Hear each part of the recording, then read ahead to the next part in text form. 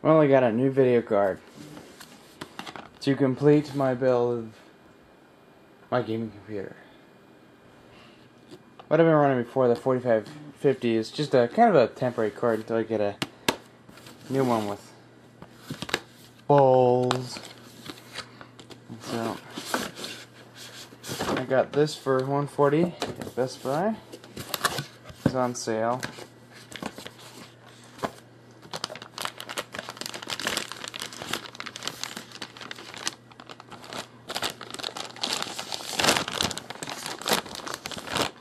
Never actually seen or held one of these in person. Look at that thing. XFX. So now I gotta shut down my computer.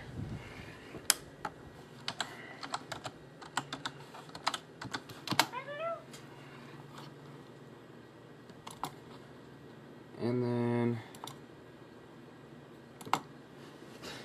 pop this thing open and install my new video card.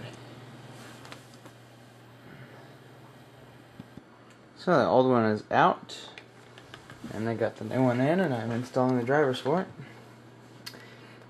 I was a little worried about not having enough power to run it, but apparently I've got enough amps and enough wattage to run it. Well, I have a 650 watt power supply. This thing needs 470 watts or something like that. They don't really say what the amps are, so I didn't really worry about that. Otherwise, it would have told me, or it should have. So I'm gonna wait for this to finish. And another thing I got is a new computer chair. Oh boy. Can't wait to set it up.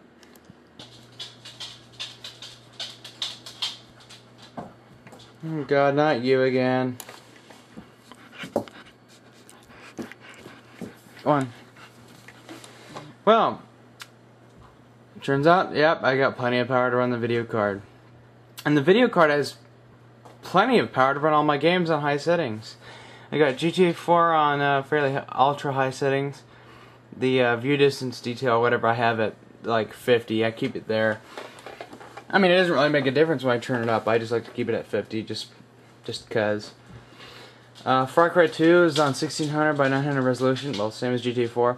And Far Cry 2 is running at ultra high settings as well, and it gets about 60 frames or so.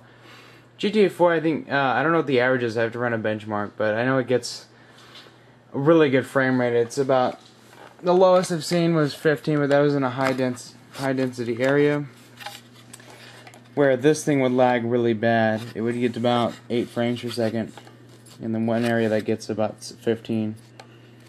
But overall, it plays really well, and surprisingly, it's not that loud. It's pretty quiet, actually.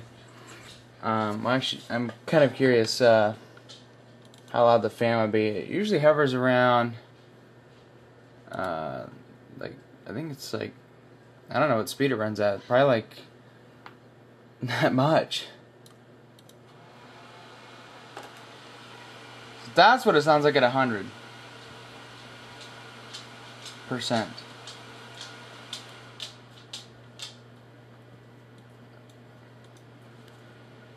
I think it hovers around about 82%. That sounds about right. Maybe 79. And it's not that hot. And not that loud. And I'm running full load.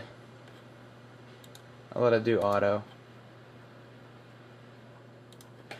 Overall, it's a great video card. I will show you some gameplay here in a little bit. But first, I got to put this thing away and build my new chair. Anyways, this is the video card installed, as you can see right here.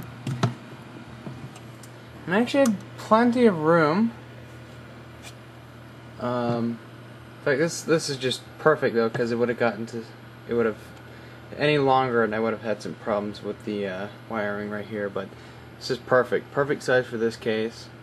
Thank God I have plenty of room, and I got the nice PCI connectors. See, with this motherboard, it's just perfect because the RAM It's just got enough clearance where you can get it out, pull those tabs and pull them out, or install the video card and the RAM won't be in the way. These little SATA connectors, input outputs, whatever you want to call them, those are actually placed perfectly because they're out of the way of this video card, and the cables aren't in the way too much. I mean, I could just take that thing out if I wanted to, but I actually use it occasionally. But anyways, this thing installed just fine. Oh, I almost fell over. Now the one thing I wanted to talk about, I know people mentioned about, you know, they write these in reviews where, oh, the con is it's huge and ginormous and doesn't fit in my case, and so they bring it down a few stars or eggs. It's at Newegg. Well, that's not a problem with the video card. That's a problem with your case. All right, no, it's nothing wrong with the video card. It is just your case. Okay, dual slot design. Some of you take down a few stars or eggs just because it's a dual slot. Well, look into what you're getting. You know, do some research. If it's got some pictures of the actual video card, look to see if it's a dual slot, and then check to see where your PCI Express is and to see what slot that second slot goes to. If it goes to like a PCI like you see right there, and you want to be able to use that but you can't because this video card's in the way, well then don't get this video card. You can find another type of video card of the same GPU that's a single slot design. Personally, I'm probably never going to use that PCI slot, so it's no big deal that I lose that. Actually, the second slot here, you can't even see it, but it's blocked. The video card is blocking a PCI Express 1 slot, which is like that. But no big deal losing that, because if I needed to use it, I've got 2 more slots up here. Now, if I wanted to do a second video card like this, I really can't do that because my sound card is in the way. However, I could move it up to that PCI there if there's enough room, which I think there is. And then that way, and then this guy right here would have to get moved up to one of these slots, and then I could put a second video card down there. But other than that, fit great.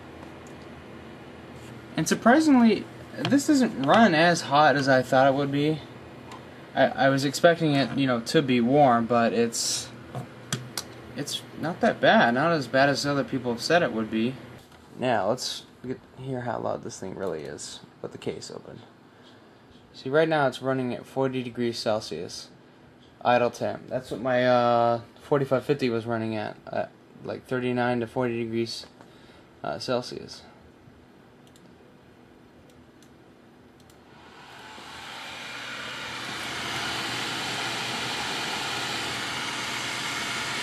Yeah, that's sucking a lot of air in. If you want to cool your video card off, just run it at 100% for a little bit. That'll get all the hot air out of there. Personally, that thing's not as loud as I thought it would be.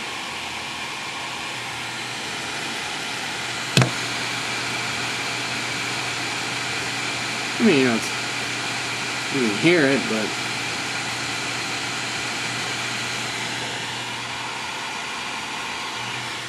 not as bad as people say it is. Now it's down to 37 degrees Celsius. So that's where I gotta run at 80%. Take my advice. Make sure you have good ventilation. You'll notice that your hardware runs a lot cooler. Especially your video card, your Intel cooler, and everything else.